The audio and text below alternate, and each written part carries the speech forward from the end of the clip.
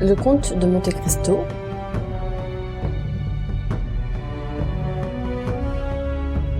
Alexandre Dumas,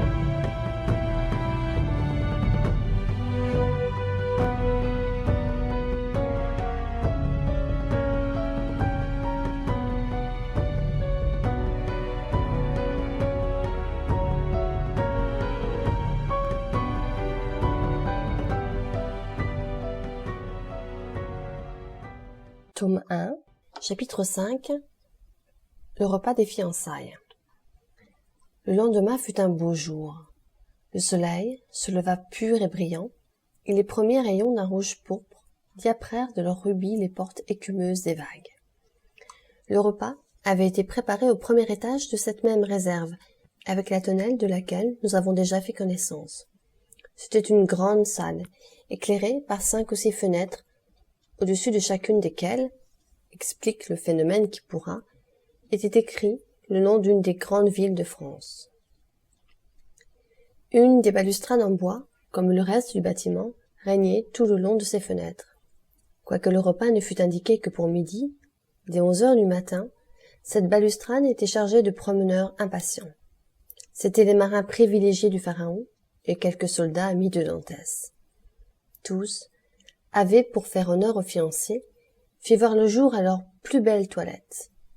Le bruit circulait parmi les futurs convives que les armateurs du Pharaon devaient honorer de leur présence le repas de noces de leur second. Mais c'était de leur part un si grand honneur accordé à Dantès que personne n'osait encore y croire. Cependant, Danglars, en arrivant avec Caderousse, confirma à son tour cette nouvelle. Il avait vu le matin M. Morel lui-même, et M. Morel lui avait dit qu'il viendrait dîner à la réserve. En effet, un instant après eux, M. Morel fit à son tour son entrée dans la chambre et fut salué par les matelots du Pharaon d'un hurrah unanime d'applaudissements.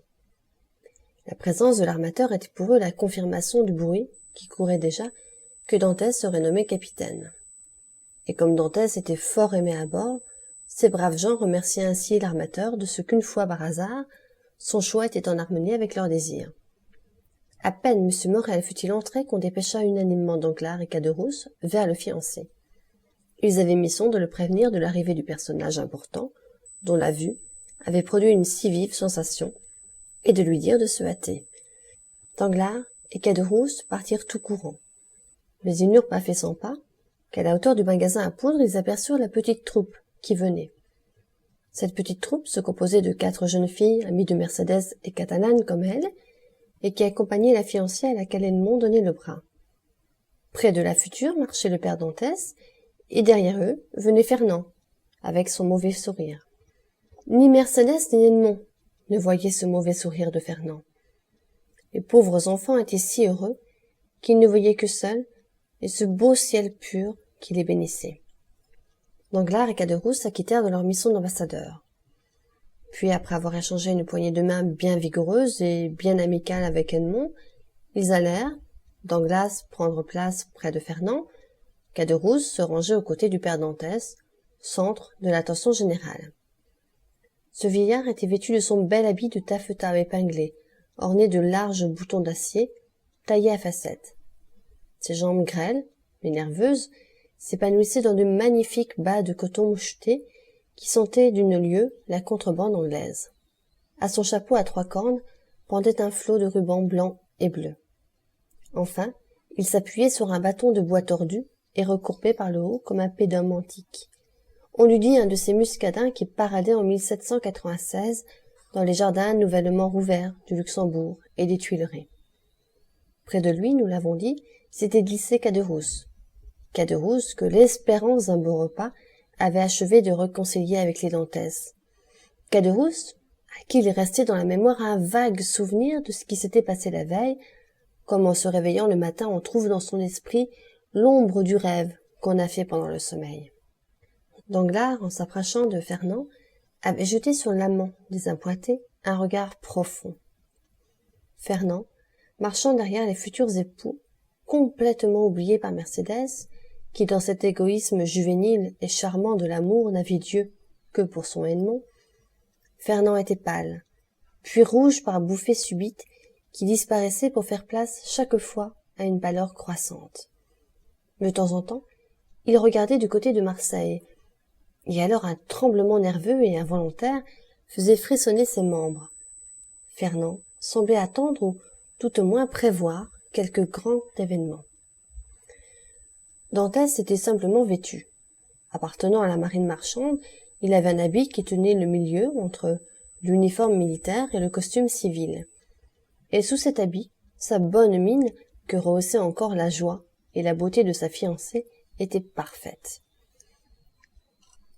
Mercédès était belle comme une de ces Grecques de Chypre ou de Céos, aux yeux d'ébène et aux lèvres de corail. Elle marchait de ce pas libre et franc dont marchent les Arlésiennes et les Andalouses. Une fille des villes eût peut-être essayé de cacher sa joie sous un voile ou tout au moins sous le velours de ses paupières, mais Mercédès souriait et regardait tous ceux qui l'entouraient, et son sourire et son regard disaient aussi franchement qu'auraient pu le dire ses paroles: « Si vous êtes mes amis, réjouissez-vous avec moi, car, en vérité, je suis bien heureuse. » Dès que les fiancés et ceux qui les accompagnaient furent en vue de la réserve, M. Morel descendit et s'avança à son tour devant d'eux, suivi des matelots et des soldats avec lesquels il était resté, et auxquels il avait renouvelé la promesse déjà faite à Dantès qu'il succéderait au capitaine Leclerc. En le voyant venir, Edmond quitta le bras de sa fiancée et le passa sous celui de M. Morel. L'armateur et la jeune fille donnèrent alors l'exemple, en montant les premiers l'escalier de bois qui conduisait à la chambre où le dîner était servi, et qui cria pendant 5 minutes sous les pas pesants des convives. « Mon père, dit Mercédès en s'arrêtant au milieu de la table, vous à ma droite, je vous prie, quant à ma gauche, j'y mettrai celui qui m'a servi de frère, fit-elle avec une douceur qui pénétra au plus profond du cœur de Fernand comme un coup de poignard. Ses lèvres blêmirent, et sous la teinte bistrée de son mâle visage, on put voir encore une fois le sang se retirer peu à peu, pour affluer au cœur. Pendant ce temps, Dantès avait exécuté la même manœuvre. À sa droite, il avait mis M. Morel, à sa gauche, Danglars. Puis de la main, il avait fait signe à chacun de se placer à sa fantaisie.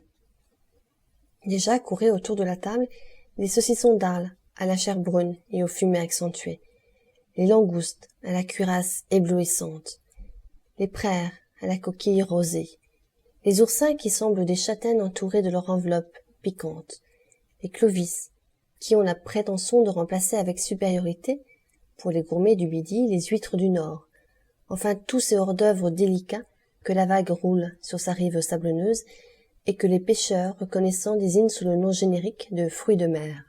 « Un beau silence, » dit le vieillard en savourant un verre de vin jaune comme la topaze, que le père Pamphile en personne venait d'apporter devant Mercédès. « Dirait-on qu'il y a ici 30 personnes qui ne demandent qu'à rire ? Et un mari n'est pas toujours gai, dit Caderousse. Le fait est, dit Dantès, que je suis trop heureux en ce moment pour être gai. Si c'est comme cela que vous l'entendez, voisin, vous avez raison. La joie fait quelquefois un effet étrange. Elle oppresse comme la douleur. » Danglars observa Fernand, dont la nature impressionnable absorbait et renvoyait chaque émotion. « Allons donc, dit-il. Est-ce que vous craindriez quelque chose ? Il me semble au contraire que tout va selon vos désirs. » Et c'est justement cela qui m'épouvante, dit Dantès. Il me semble que l'homme n'est pas fait pour être si facilement heureux. Le bonheur est comme ces palais des îles enchantées dont les dragons gardent les portes. Il faut combattre pour le conquérir, et moi, en vérité, je ne sais en quoi j'ai mérité le bonheur d'être le mari de Mercédès. « Le mari, dit Caderousse en riant. « Pas encore, mon capitaine. Essaye un peu de faire le mari, et tu verras comme tu seras reçu. » Mercédès rougit. Fernand se tourmentait sur sa chaise, tressaillait au moindre bruit, et de temps en temps essuyait de larges plaques de sueur qui perlaient sur son front, comme les premières gouttes d'une pluie d'orage. « Ma foi, dit Dantès, voisin Caderousse, ce n'est point la peine de me démentir pour si peu. Mercédès n'est point encore ma femme, c'est vrai. » Il tira sa montre, mais dans 1 heure et demie, elle le sera. Chacun poussa un cri de surprise, à l'exception du père Dantès, dont le large rire montra les dents encore belles. Mercédès sourit et ne rougit plus. Fernand saisit convulsivement la manche de son couteau. « Dans 1 heure » dit Danglars, pâlissant lui-même. « Et comment cela ?»« Oui, mes amis, reprit Dantès. Grâce au crédit de M. Morel, l'homme après mon père auquel je dois le plus au monde, toutes les difficultés sont aplanies. Nous avons acheté les bancs, et à 2h30, le maire de Marseille nous attend à l'hôtel de ville. Or, comme 1h15 viennent de sonner, je ne crois pas me tromper de beaucoup en disant que dans 1h30, Mercédès s'appellera Madame Dantès. Fernand ferma les yeux. Un nuage de feu brûla ses paupières. Il s'appuya à la table pour ne pas défaillir et, malgré tous ses efforts, ne put retenir un gémissement sourd qui se perdit dans le bruit des rires et des félicitations de l'assemblée. « C'est bien agir, hein. C'est bien agir, cela, hein, dit le père Dantès. Cela s'appelle-t-il perdre son temps, à votre avis? Arrivé d'hier au matin, marié aujourd'hui à 3h. Parlez-moi des marins pour aller rondement en besogne. Mais les autres formalités, objecta timidement Danglars, le contrat, les écritures. Le contrat, dit Dantès en riant, le contrat est tout fait. Mercédès n'a rien, ni moi non plus. Nous nous marions sous le régime de la communauté, et voilà. Ce n'a pas été long à écrire et ce ne sera pas cher à payer. Cette plaisanterie excita une nouvelle explosion de joie et de bravoure. Ainsi, ce que nous prenions pour un repas de fiançailles, dit Danglars, est tout bonnement un repas de noces. Non pas, dit Dantès. Vous n'y perdez rien, soyez tranquille. Demain matin, je pars pour Paris. 4 jours pour aller, 4 jours pour revenir, un jour pour faire en conscience la commission dont je suis chargé, et le 1er mars, je suis de retour. Au 2 mars, donc le véritable repas de noces. Cette perspective d'un nouveau festin redoubla l'hilarité au point que le père Dantès, qui, au commencement du dîner, se plaignait du silence, faisait maintenant, au milieu de la conversation générale, de vains efforts pour placer son vœu de prospérité en faveur des futurs époux. Dantès devina la pensée de son père et y répondit par un sourire plein d'amour. Mercédès commença de regarder l'heure au coucou de la salle et fit un petit signe à Edmond. Il y avait autour de la table cette hilarité bruyante et cette liberté individuelle qui accompagne, chez les gens de condition inférieure, la fin des repas. Ceux qui étaient mécontents de leur place étaient levés de table et avaient été chercher d'autres voisins. Tout le monde commençait à parler à la fois, et personne ne s'occupait de répondre à ce que son interlocuteur lui disait, mais seulement à ses propres pensées. La pâleur de Fernand était presque passée sur les joues de Danglars. Quant à Fernand lui-même, il ne vivait plus et semblait un damné dans le lac de feu. Un des premiers, il s'était levé et se promenait de long en large dans la salle, essayant d'isoler son oreille du bruit des chansons et du choc des verres. Caderousse s'approcha de lui au moment où Danglars, qu'il semblait fuir, venait de le rejoindre dans un angle de la salle. « En vérité, dit Caderousse, à qui les bonnes façons de Dantès et surtout le bon vin du père Pamphile avaient enlevé tous les restes de la haine dont le bonheur inattendu de Dantès avait jeté les germes dans son âme. En vérité, Dantès est un gentil garçon. Et quand je le vois assis près de sa fiancée, je me dis que c'eût été dommage de lui faire la mauvaise plaisanterie que vous complotiez hier. Aussi, dit Danglars, tu l'as vu, que la chose n'a pas eu de suite. Ce pauvre M. Fernand était si bouleversé qu'il m'avait fait de la peine d'abord. Mais du moment qu'il en a pris son parti, au point de s'être fait le premier garçon de noces de son rival, il n'y a plus rien à dire. Caderousse regarda Fernand. Il était livide.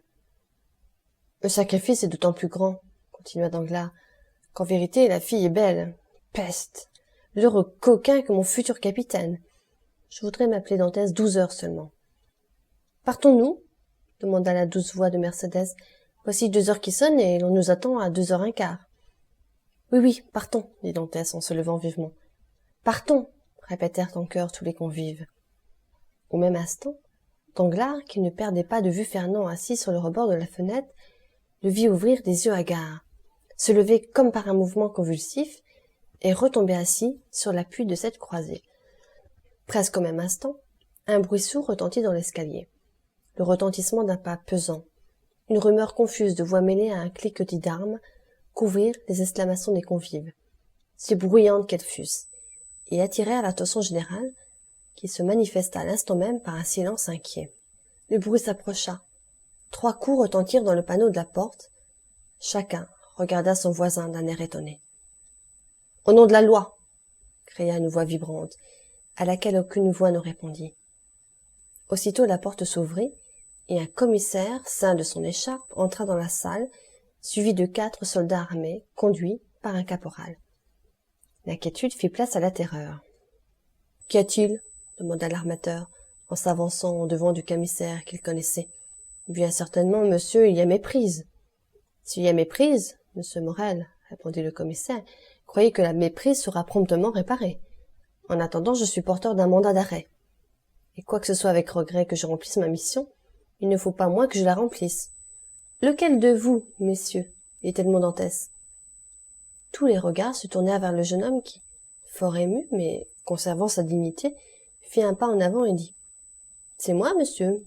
Que me voulez-vous » « Edmond Dantès, reprit le commissaire, au nom de la loi, je vous arrête. »« Vous m'arrêtez » dit Edmond avec une légère pâleur. « Mais pourquoi m'arrêtez-vous » ?»« Je l'ignore, monsieur, mais votre premier interrogatoire vous l'apprendra. » Monsieur Morel comprit qu'il n'y avait rien à faire contre l'inflexibilité de la situation. Un commissaire ceint de son écharpe n'est plus un homme. C'est la statue de la loi, froide, sourde, muette. Le vieillard, au contraire, se précipita vers l'officier.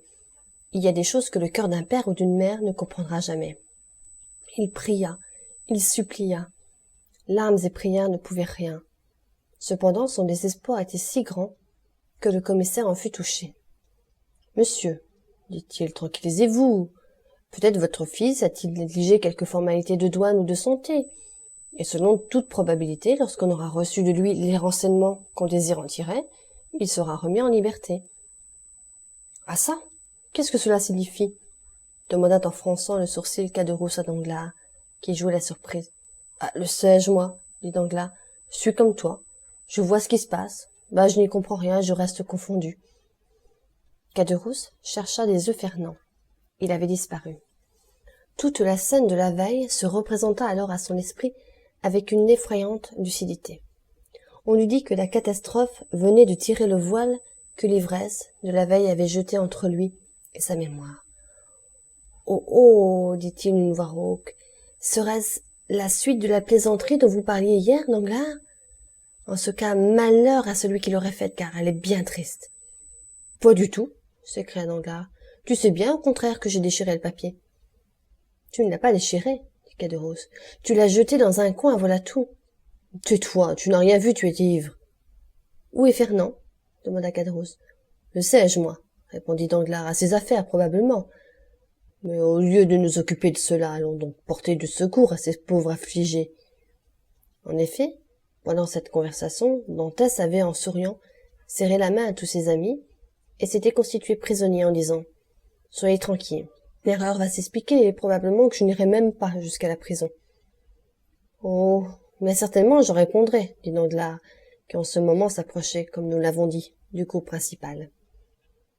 Dantès descendit l'escalier, précédé du commissaire de police et entouré par les soldats. Une voiture, dont la portière était toute ouverte, attendait à la porte. Il y monta. 2 soldats et le commissaire montèrent après lui. La portière se referma, et la voiture reprit le chemin de Marseille. « Adieu, Dantès !»« Adieu, Edmond !» s'écria Mercédès en s'élançant sur la balustrade. Le prisonnier entendit ce dernier cri, sorti comme un sanglot du cœur déchiré de sa fiancée. Il passa la tête par la portière et cria « Au revoir, Mercédès !» et disparut à l'un des angles du fort Saint-Nicolas. « Attendez-moi ici, dit l'armateur. Je prends la première voiture que je rencontre, je cours à Marseille, et je vous rapporte des nouvelles. »« Allez !» crièrent toutes les voix, « allez, et revenez bien vite. » Il y eut, après ce double départ, un moment de stupeur terrible parmi tous ceux qui étaient restés. Le vieillard et Mercédès restèrent quelques instants isolés, chacun dans sa propre douleur. Mais enfin leurs yeux se rencontrèrent. Ils se reconnurent comme 2 victimes frappées du même coup, et se jetèrent dans les bras l'un de l'autre. Pendant ce temps, Fernand rentra, se versa un verre d'eau qu'il but, et alla s'asseoir sur une chaise. Le hasard fit que ce fut sur une chaise voisine que vint tomber Mercédès, en sortant des bras du vieillard. Fernand, par un mouvement instinctif, recula sa chaise. « C'est lui, » dit à Danglars Caderousse, qui n'avait pas perdu de vue le Catalan. « Je ne crois pas, » répondit Danglars, « il était trop bête. En tout cas, que le coup retombe sur celui qui l'a fait. » Tu ne me parles pas de celui qui l'a conseillé, dit Carderousse. Ah, ma foi, dit Danglars, si l'on était responsable de tout ce que l'on dit en l'air. Oui, ce que l'on dit en l'air retombe par la porte. Pendant ce temps, les groupes commentaient l'arrestation de toutes les manières. Et vous, Danglars, dit une voix, que pensez-vous de cet événement? Moi, dit Danglars, je crois qu'elle aura rapporté quelques ballots de marchandises prohibées. Mais si c'était cela, vous devriez le savoir, Danglars, vous qui étiez agent comptable. Oui, c'est vrai, mais l'agent comptable ne connaît que les colis qu'on lui déclare. Je sais que nous sommes chargés de coton, voilà tout. Que nous avons pris le chargement à Alexandrie, chez M. Pastré, et à Smyrne, chez M. Pascal. Ne m'en demandez pas davantage. Oh, je me rappelle maintenant, murmura le pauvre père, se rattachant à son débris, qu'il m'a dit hier qu'il avait pour moi une caisse de café et une caisse de tabac. Voyez-vous, dit Danglars, c'est cela. En notre absence, la douane aurait fait une visite à bord du Pharaon, et elle aura découvert le pot rose. Mercédès ne croyait point à tout cela, car comprimée jusqu'à ce moment, sa douleur éclata, tout à coup en sanglots. Allons, allons, espoir, dit sans trop savoir ce qu'il disait le père Dantès. Espoir. Espoir, répéta Danglars, espoir, essaya de murmurer Fernand. Mais ce mot l'étouffait. Ses lèvres s'agitèrent, aucun son ne sortit de sa bouche. Monsieur, cria un des convives restant vedette sur la balustrade, messieurs, une voiture. Ah, c'est monsieur Morel. Courage, courage, sans doute qu'il nous apporte de bonnes nouvelles. Mercédès et le vieux coururent au-devant de l'armateur, qu'ils rencontrèrent à la porte. Monsieur Morel était fort pâle. Eh bien, s'écrièrent-ils d'une même voix. Eh bien, mes amis, répondit l'armateur en secouant la tête, la chose est plus grave que nous le pensions. Oh, monsieur, s'écria Mercédès, il est innocent. Je le crois, répondit monsieur Morel, mais on l'accuse. De quoi donc? Demanda le vieux Dantès. D'être un agent bonapartiste. Ceux de mes lecteurs qui ont vécu dans l'époque où se passe cette histoire se rappelleront quelle terrible accusation c'était alors, que celle que venait de formuler M. Morel. Mercédès poussa un cri. Le vieillard se laissa tomber sur une chaise. « Ah, murmura Caderousse, vous m'avez trompé, Danglars. »« Ah, murmura Caderousse, vous m'avez trompé, Danglars, et la plaisanterie a été faite. Mais je ne veux pas laisser mourir de douleur ce vieillard à cette jeune fille, et je vais tout dire. »« Tais-toi, malheureux, s'écria Danglars, en saisissant la main de Caderousse, ou je ne réponds pas de toi-même. Qui te dit que Dantès n'est pas véritablement coupable? Le bâtiment a touché à l'île d'Elbe. Il y est descendu. Il est resté tout un jour à Porto Ferraggio. Si l'on trouvait sur lui quelques lettres qui le compromettent, ceux qui l'auraient soutenu passeraient pour ses complices. Caderousse, avec l'instinct rapide de l'égoïsme, comprit toute la solidité de ce raisonnement. Il regarda Danglars avec des yeux hébétés par la crainte et la douleur, et pour un pas qu'il avait fait en avant, il en fit deux en arrière.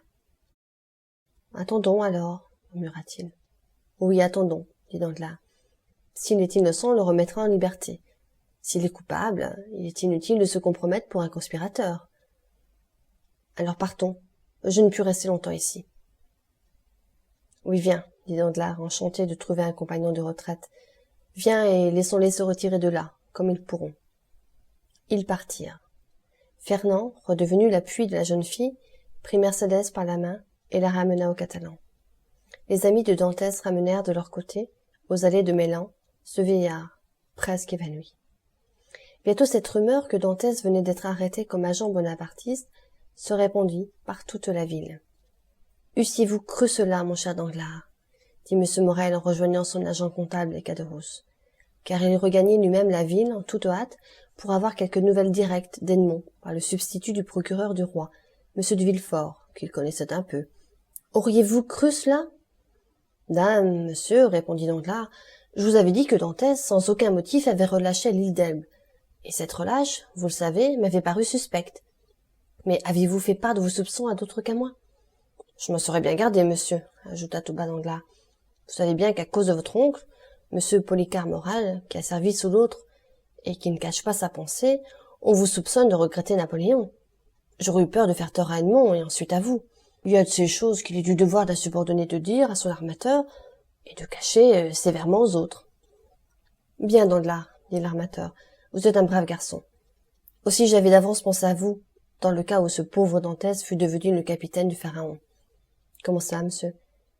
Oui, j'avais d'avance demandé à Dantès ce qu'il pensait de vous, et s'il aurait quelque répugnance à vous garder à votre poste, car je ne sais pourquoi j'avais cru remarquer qu'il y avait du froid entre vous. Et que vous avait-il répondu? Qu'il croyait effectivement avoir eu dans une circonstance qu'il ne m'a pas dit quelque tort envers vous, mais que toute personne qui avait la confiance de l'armateur avait la sienne. Hypocrite, murmura Danglars. Pauvre Dantès, dit Caderousse. C'est un fait qu'il était excellent garçon. Oui, mais en attendant, dit M. Morel, voilà le Pharaon sans capitaine.